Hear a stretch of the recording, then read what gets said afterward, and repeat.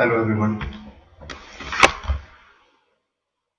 आज से हम हिमाचल प्रदेश जीके की एक न्यू सीरीज स्टार्ट करने जा रहे हैं इस यूट्यूब चैनल के माध्यम से। ये स्पेशली हिमाचल प्रदेश में जो कॉम्पिटिटिव एग्जाम्स की तैयारी कर रहे हैं, जिनमें स्पेशली हिमाचल प्रदेश जीके पूछा जाता है, उनके लिए काफ़ी ज़्यादा महत्वपूर्ण रहेगी। हमारा जो ये फर्स्ट ऑफ ऑल जो पहले पार्ट हैं, ये कंसर्न रहेंगे हिमाचल प्रदेश टेट से रिलेटेड, क्योंकि कुछ ही दिनों के बाद इसका जो एग्जाम है वो होने वाला है। और साथ में ये प्रीवियस ईयर क्वेश्चन पेपर की एनालिसिस से हम स्टार्ट करेंगे, क्योंकि जो काफी टाइम देखा गया है कि हिमाचल प्रदेश के जो टेट होते हैं उनमें जो जीके वाला पोर्शन होता है वो काफी ज्यादा रिपीटेड होता है। तो इसलिए हम सबसे पहले उन्हीं 2019 के जो टेट के एग्जाम हुए थे उनकी एनालिसिस करेंगे, और वहीं से हम अपना हिमाचल प्रदेश का जनरल अवेयरनेस जो है उसको स्टार्ट करेंगे। तो सबसे पहले हम देखते हैं कि 2019 में जो टेट हुए थे वो किस तरीके से एचपीजीके का उनमें वेटेज रही। तो सबसे पहले 8 विषयों के लिए जो हिमाचल प्रदेश टेट है वो लिया जाता है। उसमें से जनरल अवेयरनेस के 30 क्वेश्चन आते हैं, और उसमें से जनरल अवेयरनेस के जो है वो 30 क्वेश्चन आते हैं। तो उसमें से कुछ क्वेश्चन स्टैटिक जीके के होते हैं, कुछ करंट अफेयर के आते हैं, और कुछ एचपीजीके के आएंगे। तो 2019 में जो टेट हुआ है वो पहली बार 2 बार हुआ था, जून 2019 और नवंबर 2019 में के अंतर्गत हुआ था ये। उसमें से अगर देखा जाए एचपीजीके की वेटेज अगर हम देखें तो जेवीटी या डीएलएड का जो टेट हुआ था जून में, उसमें एचपीजीके के 4 क्वेश्चन आए थे, और जो हमारा नवंबर में हुआ था उसमें एचपीजीके के 5 क्वेश्चन रहे थे। उसी तरह जो आर्ट्स का हुआ था, आर्ट्स का उसमें एचपीजीके के 9 क्वेश्चन थे, और जो नवंबर में हुआ उसमें 10 क्वेश्चन आए हुए थे। एलटी लैंग्वेज टीचर का जो टेट हुआ था उसमें जून वाले में दो क्वेश्चन आए थे, और नवंबर वाले में 13 क्वेश्चन आए थे। बहुत ज्यादा वेटेज रही थी।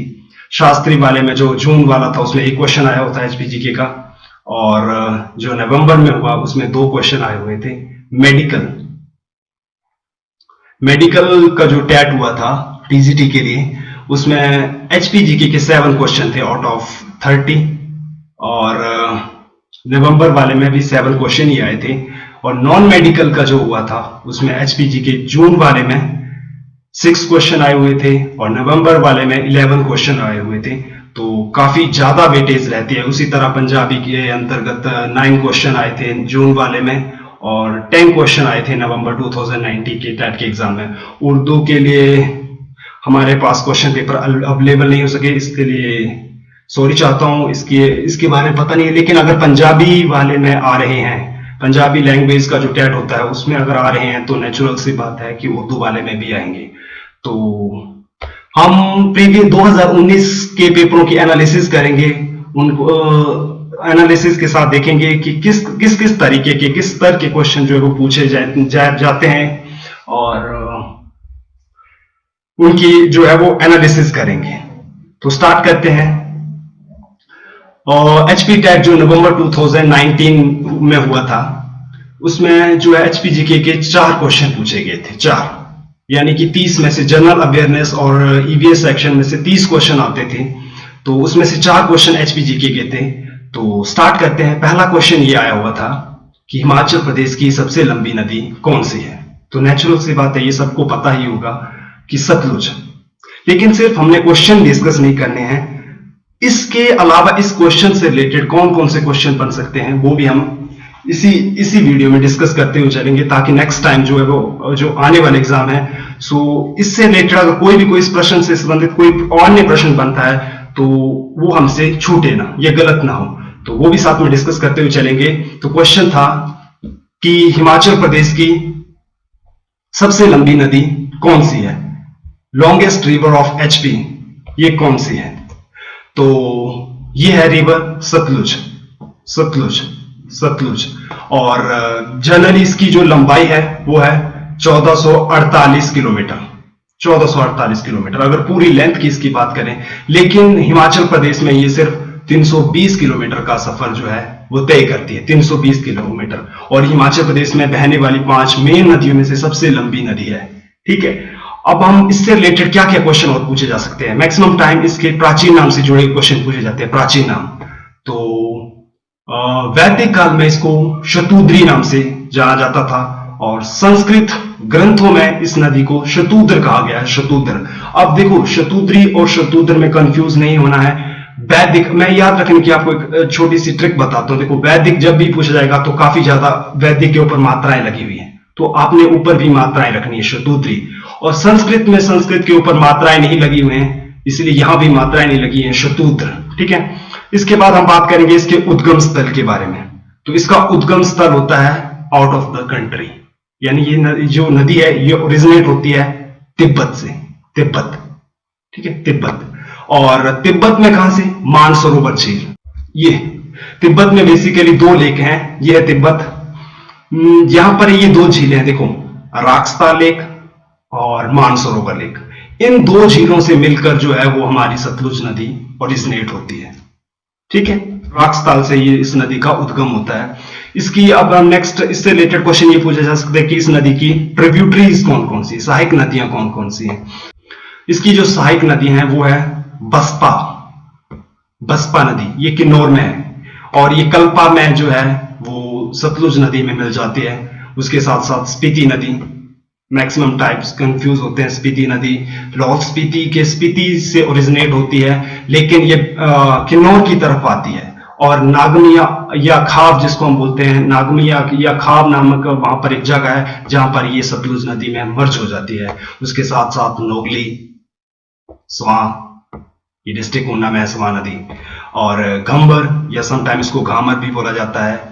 उसके साथ साथ भावा, गमरोला, अली, ये सारी की सारी इसकी जो है वो मेन ट्रिब्यूटरीज हैं। ठीक है, इसका जो वाटर के अटैचमेंट एरिया है वो है 20,000 वर्ग किलोमीटर। ये इंपॉर्टेंट नहीं है, लेकिन जस्ट रिमेंबर रखने की रिमेंबर रखना जरूरी है, क्योंकि ये हिमाचल प्रदेश में सबसे ज्यादा जो है वो एरिया कवर करती है। सबसे ज्यादा इसका जल के द्वारा कवर किया जाने वाला जो एरिया 20,000 वर्ग किलोमीटर, वो इस नदी का हिमाचल प्रदेश में बहने वाली 5 नदियों में से सर्वाधिक है। और इसके किनारे नेक्स्ट है, इसके किनारे कौन कौन से शहर बसे हुए हैं। तो हमने अभी देखा किन्नौर में 2 शहर हैं, एक नागमिया, इसको खा भी बोला जाता है, ये किन्नौर में है। ये जो जगह है, ये जो पर्टिकुलर प्लेस है वो इसी नदी के किनारे है। और कल्पा, कल्पा ये भी किन्नौर के अंदर इसी नदी के किनारे हैं। ठीक है, इसके अलावा रामपुर, शिमला में, रामपुर शिमला शहर, शिमला डिस्ट्रिक्ट के अंदर है रामपुर, ये भी इसी नदी के किनारे हैं। तत्तापानी, बिलासपुर हो गया, बिलासपुर भी इसी नदी के किनारे है। ठीक है, इसके बारे में कुछ फैक्ट्स देखेंगे हम। फैक्ट्स, फर्स्ट फैक्ट है कि ये हिमाचल प्रदेश, देखो, तिब्बत के मानसरोवर लेक और राक्सताल लेक से ये ओरिजिनेट हो गई, लेकिन ये हिमाचल प्रदेश में प्रवेश कहां से करती है। तो वो मैक्सिमम टाइम ये क्वेश्चन पूछा जाता है, तो ये एंटर करती है शिप की दर्रे से, शिप की दर्रे। अगर दर्रा हुआ तो शिप की, और अगर चोटी से पूछा तो शिप किला चोटी। और शिप किला चोटी कहां पर है? किन्नौर के अंतर्गत। और इसकी हाइट है 6,608 मीटर की ऊंचाई पर स्थित ये शिप किला चोटी है, वहां से हिमाचल प्रदेश में एंटर करती है। ठीक है, अब हिमाचल में एंटर करेगी, किन्नौर में बहेगी, उसके साथ साथ बसपा और स्पीति नदियां इसके अंदर मर्ज हो जाएंगी।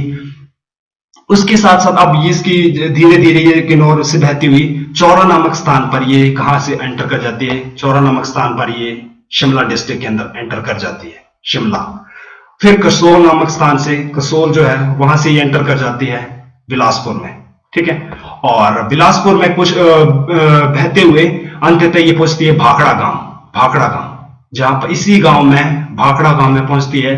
और यहां पर इसी नदी पर बना हुआ भाखड़ा डैम, और यहां से ये हिमाचल प्रदेश और बिलासपुर दोनों को छोड़कर पंजाब के मैदानी इलाकों में चली जाती है, और अंततः वहां पर बहती हुई सिंधु नदी, पाकिस्तान में जाकर सिंधु नदी में विलीन हो जाती है। ठीक है, अब इसके बारे में मैक्सिमम टाइम जो क्वेश्चन पूछे गए, ये तो थी इस क्वेश्चन की एनालिसिस। लेकिन इससे क्वेश्चन ये पूछे गए हैं कि एशिया का सेकंड सबसे ऊंचा बांध है ना, सेकंड नंबर पे दूसरा सबसे ऊंचा बांध जो है वो है भाखड़ा बांध, भाखड़ा बांध। और ये किस नदी पर बना हुआ है? ऑन रिवर सतलुज, ठीक है। और किस डिस्ट्रिक्ट में है? बिलासपुर में। बिलासपुर में कब बना ये? इसका काम स्टार्ट हुआ था 1948 में और 1963 में ये बनकर तैयार हो गया था, ठीक है।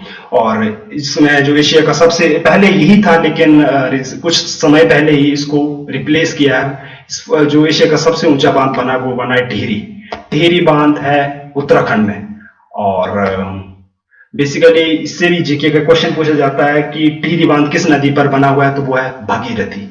भगीरथी, ठीक है। और हमारा जो भाखड़ा बांध है, इसकी हाइट जो है वो मेरे ख्याल पूछी गई थी पिछले बार के टेट के एग्जाम में, तो वो है 226 मीटर। 226 मीटर। इसमें इसी डैम पर बनी हुई है आपकी भाखड़ा नंगल परियोजना और कोल डैम परियोजना, ठीक है। कोल डैम परियोजना, ठीक है।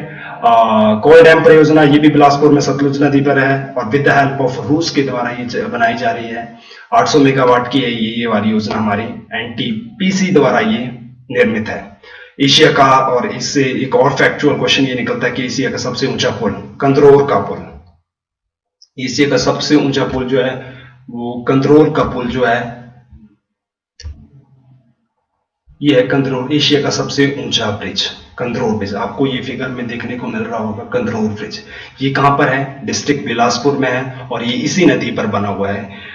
कंदरौर का जो ब्रिज है वो इसी नदी पर जो है वो बना हुआ है।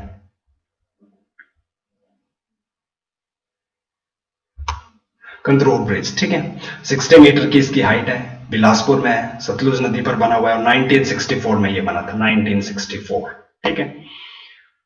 हिमाचल प्रदेश की ये ऐसी नदी है ना, 5 नदियां मेन रिवर, आपको पता होगा। तो इसमें जो सर्वाधिक विद्युत उत्पादन क्षमता है, सर्वाधिक जो बिजली का उत्पादन किया जाता है वो इसी नदी पर किया जाता है। मतलब सबसे ज्यादा जो हाइड्रो इलेक्ट्रिसिटी प्रोजेक्ट हैं वो इसी नदी पर बने हुए हैं, ठीक है। उनमें से मेन है संजय जल विद्युत परियोजना, ऑल्सो नोन एज भाभा जल विद्युत परियोजना।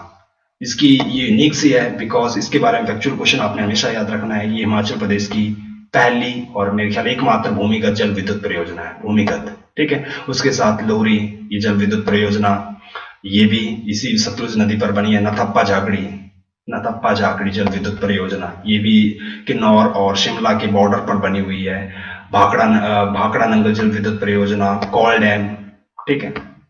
उसके साथ साथ बसपा, घानबी, खाब, कड़छम बागतू, जांगी थोपन, चांगो, रुक्ती, शोंगटोंग, ये सारी की सारी जो हमारी जल विद्युत परियोजना है वो इसी नदी पर बनी हुई है। और आपको ये फैक्ट जरूर याद रखना है कि हिमाचल प्रदेश की इसी नदी में सर्वाधिक जो है वो विद्युत उत्पादन की क्षमता है। इससे साथ ही और क्वेश्चन भी इससे रिलेटेड पूछे गए थे कि हिमाचल प्रदेश की सबसे बड़ी कृत्रिम झील जो है वो कौन सी है। कृत्रिम झील मीन जो मैन मेड हो, इंसानों के द्वारा बनाई गई, इंसानों के हस्तक्षेप के कारण, कुछ इंसानों ने किया उसके कारण जनरेट होगी, तो वो झील है गोविंद सागर झील। क्योंकि जो भाखड़ा बांध 1948 में बनाया गया था उसके कंस्ट्रक्शन से वहां पर जो है वो एक झील जो वो बन गई थी, उसको नाम दिया गया गोविंद सागर झील। और ये हिमाचल प्रदेश की सबसे बड़ी कृत्रिम झील है जो कि किस नदी पर बनी हुई है? सतलुज नदी। और कहां पर है? डिस्ट्रिक्ट बिलासपुर। और इसको कृत्रिम झील क्यों कहा जाता है? क्योंकि ये भाखड़ा बांध के बनने के कारण बनी थी, नेचुरली नहीं है, इसको ये मैन मेड है, ठीक है।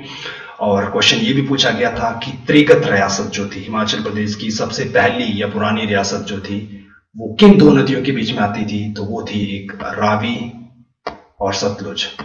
रावी, हमारी रावी इस तरह से और सतलुज इस तरह। और ये जो एरिया था हमारा, ये जो एरिया था यहाँ पर थी त्रिगत रियासत, तो इन दो बीच में ब्यास नदी इनके बीच में बहती थी, ठीक है।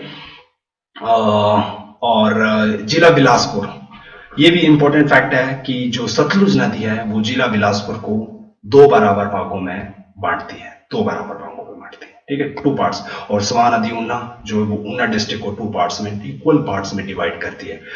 और कहां से हिमाचल प्रदेश? भाखड़ा गांव से हिमाचल प्रदेश को छोड़कर और बिलासपुर दोनों को छोड़कर ये मैदानी इलाकों में प्रवेश करती है और एंटर कर जाती है पंजाब में। तो ये थी इस क्वेश्चन की एनालिसिस। इस क्वेश्चन में हमने डिस्कस किया कि हिमाचल प्रदेश की सबसे लंबी नदी सतलुज, ठीक है, 320 किलोमीटर है। और ये 320 किलोमीटर की लंबाई के साथ ही हिमाचल प्रदेश की सबसे लंबी नदी है। कमेंट में आपने हमको ये बताना है कि हिमाचल प्रदेश की सबसे छोटी नदी कौन सी है लंबाई के अनुसार, ठीक है, सबसे छोटी नदी कौन सी? तो please write down in comment. और इसका उद्गम स्थल देखा, इसकी हमने ट्रिब्यूटरीज देखी, काफी इंपॉर्टेंट है, काफी बार इनसे क्वेश्चन पूछा जाता है। और इसके किनारे बसे शहर, ये भी काफी इंपॉर्टेंट हैं। और इसके बारे में फैक्चुअल इंफॉर्मेशन आपको पता होनी चाहिए, कहाँ कहाँ से ये कहाँ एंटर करती है, कहाँ शिमला में एंटर करती है, कहाँ बिलासपुर में, हिमाचल प्रदेश को कहाँ से छोड़ती है, ठीक है। और ये इसके बारे में कुछ फैक्चुअल जानकारी थी। तो मूव करते हैं हम अपने नेक्स्ट क्वेश्चन की ओर। क्वेश्चन नंबर 2 जो आया हुआ था जेबीटी नवंबर के एग्जाम में, वो था कि 2019 में हिमाचल प्रदेश के किस खिलाड़ी को पद्मश्री अवार्ड मिला। करंट अफेयर से जुड़ा हुआ क्वेश्चन था। और आने वाले टाइम में ये क्वेश्चन जो है वो स्टैटिक जीके का भी पोर्शन बनेगा। तो 2019 में जो हमें पद्मश्री पुरस्कार लिया था वो मिला था अजय ठाकुर को। ये है अजय ठाकुर, ठीक है, ये इनकी रही पिक्चर। अजय ठाकुर जो है वो इंडियन प्रोफेशनल कबड्डी प्लेयर है, इंडियन प्रोफेशनल कबड्डी प्लेयर हैं और फॉर्मर कैप्टन भी रहे हैं पूर्व में, इंडियन नेशनल कबड्डी टीम के ये कैप्टन रह चुके हैं। और 2016 में जो कबड्डी का वर्ल्ड कप हुआ था, भारत ने जीता था, उसमें उस टीम के ये पार्ट थे और गोल्ड मेडल जीता था उन्होंने 2014 में एशियन गेम्स में। तब भी वो इस नेशनल कबड्डी टीम का पार्ट थे और बिलोंग करते हैं हिमाचल प्रदेश से। और इम्पोर्टेंट फैक्ट ये कि 2019 में सिर्फ इन्हें जो है, इसमें सिर्फ इन्हें जो है वो पद्मश्री नहीं, आई थिंक उनको अर्जुन अवार्ड भी मिला है ना, अर्जुन अवार्ड भी से भी उनको जो है वो नवाजा गया है, ठीक है। और आपको ये ध्यान रखना कि अजय ठाकुर जो है वो बिलोंग करते हैं किस स्पोर्ट को बिलोंग करते हैं, कबड्डी, ठीक है। और बेसिकली क्वेश्चन ये पूछा जाता है कि ये किस पर्टिकुलर प्लेस या इनके गांव का नाम क्या है, तो इनके गांव का नाम है धबोटा गांव। कहां पड़ता है? नालागढ़। और नालागढ़ गांव किस डिस्ट्रिक्ट में है? सोलन। अगर जिला पूछा तो सोलन, अगर पर्टिकुलर प्लेस पूछा तो नालागढ़, और अगर स्पेशली गांव का नाम पूछा तो धबोटा गांव, है ना। और इससे रिलेटेड क्वेश्चन जो है वो कमीशन के एग्जाम में भी पूछा गया था, आई थिंक 2019 में जो कमीशन हुए थे, कि प्रथम पद्मश्री प्राप्तकर्ता जो थे हिमाचल प्रदेश से, उनका नाम क्या था। तो हिमाचल प्रदेश से पद्मश्री प्राप्त करने वाले प्रथम व्यक्ति थे कैलाश महाजन, ठीक है। और कबड्डी से मेनली हिमाचल प्रदेश से जो मेन प्लेयर हैं वो हैं अजय ठाकुर, और एक गर्ल्स, और भी गर्ल्स काफी हैं, एक है प्रियंकन, एक दो लड़कियां और हैं, मेरे को इस टाइम याद नहीं आ रहा है, लेकिन अब एक दो लड़कियां और हैं जो कि हिमाचल प्रदेश से कबड्डी की प्लेयर रही हैं। नेक्स्ट थर्ड क्वेश्चन था, फर्स्ट क्वेश्चन था हिमाचल प्रदेश की सबसे लंबी नदी, उसका नाम है सतलुज, 320 किलोमीटर। उसके बाद हमने दूसरा क्वेश्चन ये पूछा गया था कि 2019 में जो पद्मश्री पुरस्कार मिला है वो मिला है अजय ठाकुर को। थर्ड क्वेश्चन है कि कांगड़ा का प्राचीन नाम था, क्या था, है ना। बेसिकली कांगड़ा का प्राचीन नाम था, क्या था वो। तो ऑप्शन में ये दोनों ऑप्शन थे, ऑप्शन में त्रिगृत भी था, नगरकोट भी था, लेकिन इसके ऊपर हम क्लैरिफिकेशन करेंगे।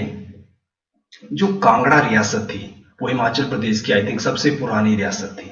तो कांगड़ा रियासत का जो नाम था वो था, प्राचीन नाम था, उसको जाना जाता था त्रिगृत नाम से, त्रिगृत। और इस रियासत की जो राजधानी थी वो थी कांगड़ा फोर्ट वाली जो जगह है, वो उसकी राजधानी थी, और उस कांगड़ा फोर्ट वाली जगह को जाना जाता था नगरकोट। तो यहां से क्वेश्चन क्लियर नहीं है, इसने किसका प्राचीन नाम पूछा है, कांगड़ा की रियासत, उस कांगड़ा फोर्ट के जो कांगड़ा किला उसका प्राचीन नाम, अगर कांगड़ा फोर्ट का प्राचीन नाम पूछा है तो वो था नगरकोट। लेकिन अगर उसने पूछा कि कांगड़ा रियासत का प्राचीन नाम क्या था तो वो था त्रिगृत। तो इसमें कंफ्यूज नहीं होना था, पूरी की पूरी रियासत का नाम था, प्राचीन नाम था त्रिगृत। लेकिन जो कांगड़ा किला है, उस पर्टिकुलर प्लेस जो कि इसकी कैपिटल थी, उसका नाम था नगरकोट किला। और इसकी जो स्थापना की थी वो 14वीं शताब्दी में, इसके जो संस्थापक थे या इसके जो इस रियासत के प्रथम शासक थे, उनका नाम था सुशर्मा चंद्र। और ये किस वंश से थे? कटोच वंश के जो राजा थे सुशर्मा चंद्र, इन्होंने जो थी वो त्रिगृत रियासत की स्थापना की थी और वही इसके प्रथम शासक भी थे। कैपिटल मैंने आपको बताया था, इसकी जो कांगड़ा रियासत, त्रिगृत रियासत की कैपिटल रही है नगरकोट। नगरकोट। और इस रियासत त्रिगत रियासत का जो अंतिम शासक रहा है वो रहा है ध्रुवदेव चंद्र। ठीक है। और त्रिगत रियासत का जो क्षेत्र है वो टू पार्ट्स में डिवाइड था। कौन कौन से? एक पार्ट को बोला जाता था नगरकोट और शेष जो रिमेनिंग पार्ट था उसको बोला जाता था जलंधर जो था वो त्रिगत रियासत का ही पार्ट था। ठीक है। और एक क्वेश्चन हमने प्रीवियसली हाल ही में डिस्कस किया कि त्रिगत रियासत जो थी वो दो नदियों के बीच में स्थित थी, एक थी रावी और दूसरी थी सतलुज। इनके बीच में आती थी आपकी त्रिगत रियासत और ब्यास नदी तो इस रियासत को बीचों बीच बहती थी। ठीक है। और त्रिगत का व्हाट इज त्रिगत जो शब्द है इसका शाब्दिक अर्थ होता है तीन नदियों रावी, ब्यास और सतलुज से घिरा क्षेत्र। त्रिगत मीन तीन नदियों से घिरा हुआ क्षेत्र। और तीन नदियां कौन सी थी? रावी, ब्यास और सतलुज। ठीक है। और नगरकोट किला का संस्थापक कौन था? जो नगरकोट किला आज हमें कांगड़ा में देखने को मिलता है उसकी स्थापना की थी सुशर्मा चंद्र के द्वारा। इन्होंने नींव रखी थी और ये किला भी इनके द्वारा ही बनाया गया था। तो फर्स्ट क्वेश्चन था हिमाचल प्रदेश की सबसे लंबी नदी दैट इज सतलुज, 320 किलोमीटर की उसकी लेंथ है। देन उसके बारे में हमने जितनी फैक्चुअल इंफॉर्मेशन मिल सकती थी वो हमने डिस्क्राइब की। सेकंड क्वेश्चन आया था करंट अफेयर से जुड़ा हुआ था हिमाचल प्रदेश के, तो पद्मश्री और अर्जुन अवार्ड इन्होंने लिया है 2019 के अंतर्गत। अजय ठाकुर ये सोलन नालागढ़ से बिलोंग करते हैं। नेशनल कबड्डी टीम के जो पूर्व हैं वो कप्तान रह चुके पूर्व में। और उसके साथ हमने डिस्कस किया कि कांगड़ा का प्राचीन नाम क्या था। अगर कांगड़ा रियासत का प्राचीन नाम पूछा तो त्रिगत, और कांगड़ा किले का प्राचीन नाम तो वो था नगरकोट। ठीक है। उसके साथ अब लास्ट क्वेश्चन जो जेबीटी के टेट के एग्जाम में पूछा गया था वो था कि हिमाचल प्रदेश को पूर्ण राज्य का दर्जा जो है वो कब मिला? 25 जनवरी 1971 को इनको दर्जा मिला था और ये 18वां बड़ा राज्य बना था। तो ये क्वेश्चन मैक्सिमम टाइम पूछा जाता है। तो कब मिला फुल स्टेटहुड का दर्जा? 25 जनवरी 1971 को। और जब ये कौन से नंबर का स्टेट बना था? तो 18th नंबर का स्टेट बना था, 18वां राज्य बना था। और उस टाइम हमारे जनसंख्या के आधार पर 21वां राज्य बना था ये। ठीक है। और इसकी जो घोषणा की थी वो 25 जनवरी 1971 के दिन ही जो रिज मैदान है उस समय की तत्कालीन प्रधानमंत्री श्रीमती इंदिरा गांधी के द्वारा रिज मैदान पर की गई थी। जैसे इसकी घोषणा हुई तो इसी के साथ Himachal Pradesh state electricity board, HP high court और Himachal Pradesh public service commission इनकी स्थापना होगी। तो मैक्सिमम टाइम पूछा जाता है Himachal Pradesh state electricity board हो गया, हाई कोर्ट है, या public service commission. Public service commission तो स्पेशली 8 अप्रैल 1971, लेकिन आपको इतने डेट नहीं पूछी जाती, सिर्फ ईयर मेंशन करना होता है आपको। तो ये सभी के सभी 1971 के अंदर एस्टेब्लिश हुए थे। ठीक है। अब देखो कंफ्यूज नहीं होना है। एक होता है कि हिमाचल प्रदेश कब अस्तित्व में आया। अस्तित्व मतलब कब इसने जो है वो एक हिमाचल प्रदेश ये इस नाम से जो है वो ओरिजिनेट हुआ, एक अलग से जाना जाने लगा इसको। तो ये जाना लगा, ये अस्तित्व में जो आया था वो आया था 15 अप्रैल 1948। तो हिमाचल प्रदेश कब अस्तित्व में आया? तो 15 अप्रैल। ठीक है, 15 अप्रैल। और हिमाचल प्रदेश को पूर्ण राज्य का दर्जा कब मिला? तो 25 जनवरी 1971। तो पूर्ण राज्य दिवस कब मनाया जाता है? देखो क्वेश्चन क्या आते हैं, हिमाचल प्रदेश पूर्ण राज्य दिवस कब मनाया जाता है? तो 25 जनवरी। ठीक है। और क्वेश्चन ये पूछा जाए कि हिमाचल प्रदेश कब अस्तित्व में आया? तो 15 अप्रैल 1948। ठीक है। और उस समय 26 छोटी बड़ी रियासतें और 4 जो स्टेट्स हैं, मतलब कुल मिलाकर 30 रियासतों को मिलाकर हिमाचल प्रदेश जो वो अस्तित्व में आया था। 4 जिले कौन कौन से थे जब अस्तित्व में आया था? तो चंबा, मंडी, महासू और सिरमौर, ये 4 जिले थे। ठीक है। और 15 अप्रैल को हिमाचल डे, 15 अप्रैल, और हिमाचल स्टेटहुड डे 25 जनवरी। और 2020 में हम इसका 150th जो है वो स्टेटहुड डे डिस्कस करेंगे और 2021 के अंदर ये 51वां मनाया जाएगा। ठीक है। और हिमाचल प्रदेश को आज हम जानते हैं तो इसका ये जो नामकरण था वो संस्कृत के एक विद्वान हुए हैं आचार्य दिवाकर दत्त शर्मा, इनके द्वारा किया गया है। ठीक है, सोलन के अंतर्गत ही इनका ये नामकरण इनके द्वारा किया गया था। तो ये थी analysis Himachal Pradesh JBT TET नवंबर 2019 की। तो उम्मीद आशा करता हूं कि आपको ये एनालिसिस काफी अच्छी लगी होगी और इसके और पार्ट भी हम डेली डिस्कस करेंगे। तो thanks for watching and best of luck. Thank you.